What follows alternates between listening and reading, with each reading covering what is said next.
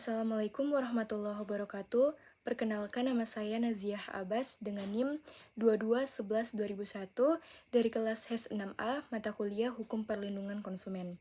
Baiklah, saya akan menjelaskan terkait dengan sejarah perlindungan konsumen dan asas-asasnya. Pada tahun 1981 hingga 1914, munculnya gerakan perlindungan konsumen.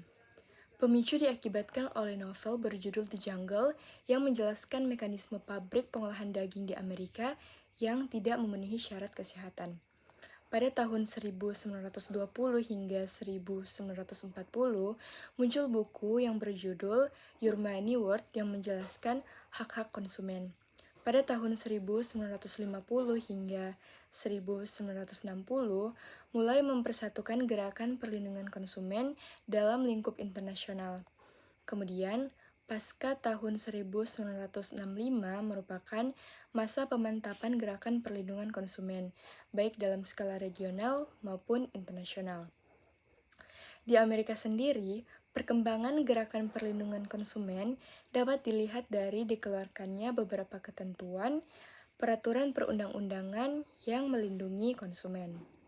Sosialisasi dan gerakan-gerakan perlindungan konsumen kemudian juga berkembang di berbagai negara, baik di Eropa maupun di belahan bumi lainnya. Hal ini ditandai dengan berdirinya organisasi yang bergerak di bidang perlindungan konsumen yang bersifat internasional, yakni International Organization of Consumer Union pada 1 April 1960 yang berpusat di Den Haag, Belanda dan berpindah ke London pada tahun 1993. Dalam perkembangannya, kemudian berubah nama menjadi Consumers International. Organisasi ini kemudian berkembang dan memiliki beberapa kantor regional di beberapa negara. Pada tahun 1985, PBB mengeluarkan resolusi PBB yang menegaskan terkait dengan perlindungan konsumen. Di Indonesia sendiri, terdapat Yayasan Lembaga Konsumen Indonesia atau YLKI sebagai perintis advokasi konsumen Indonesia yang berdiri pada 11 Mei tahun 1973. Organisasi-organisasi serupa pun muncul yang menjadi perwakilan di berbagai provinsi. YLKI bersama dengan BPHN atau Badan Pembinaan Hukum Nasional membentuk Rancangan Undang-Undang Perlindungan Konsumen. Namun, rancangan undang-undang ini belum dapat memberikan hasil.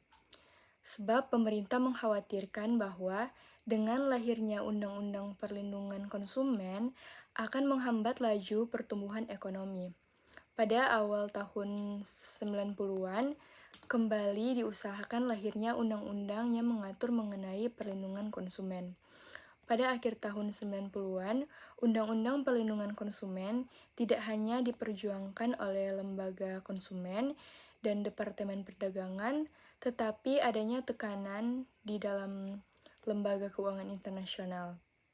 Berdasarkan desakan dari internasional, akhirnya Undang-Undang Perlindungan Konsumen dapat dibentuk.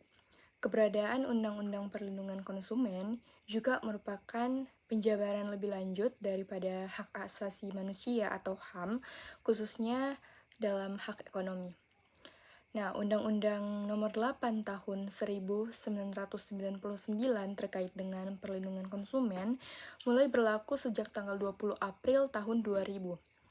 Undang-Undang Perlindungan Konsumen ini, walaupun judulnya mengenai perlindungan konsumen, tetapi materi lebih banyak membahas mengenai pelaku usaha dan tujuan melindungi konsumen. Hal ini disebabkan pada umumnya kerugian yang diderita oleh konsumen merupakan akibat perilaku dari pelaku usaha sehingga perlu diatur agar tidak merugikan konsumen.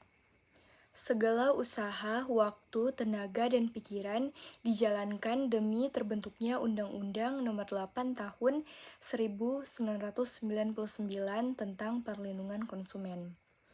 YLKI bersama dengan perguruan-perguruan tinggi merasa terpanggil untuk mewujudkan Undang-Undang Perlindungan Konsumen. Selanjutnya, asas-asas perlindungan konsumen sebagaimana yang terdapat dalam pasal 2 Undang-Undang Nomor 8 Tahun 1999 tentang perlindungan konsumen. Yang pertama, asas manfaat.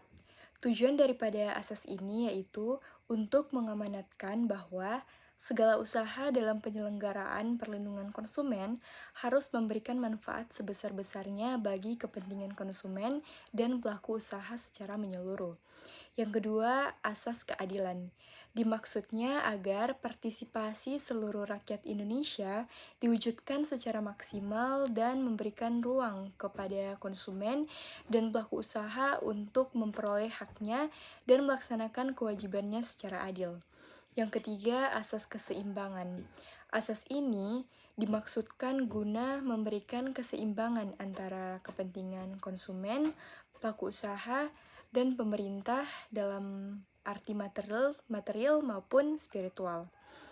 Yang keempat ada asas keamanan dan keselamatan konsumen, di mana tujuan daripada asas ini guna memberikan jaminan atas keamanan dan keselamatan kepada konsumen dalam penggunaan pemakaian dan pemanfaatan barang atau jasa yang dikonsumsi atau digunakan. Dan yang kelima, asas kepastian hukum. Nah, tujuan daripada asas ini yaitu agar supaya pelaku usaha maupun konsumen menaati hukum dan mendapatkan keadilan dalam penyelenggaraan perlindungan konsumen serta negara menjamin akan adanya kepastian hukum. Demikian penjelasan dari saya. Mohon maaf atas segala kekurangan. Wabillahi taufik wal hidayah. Wassalamualaikum warahmatullahi wabarakatuh.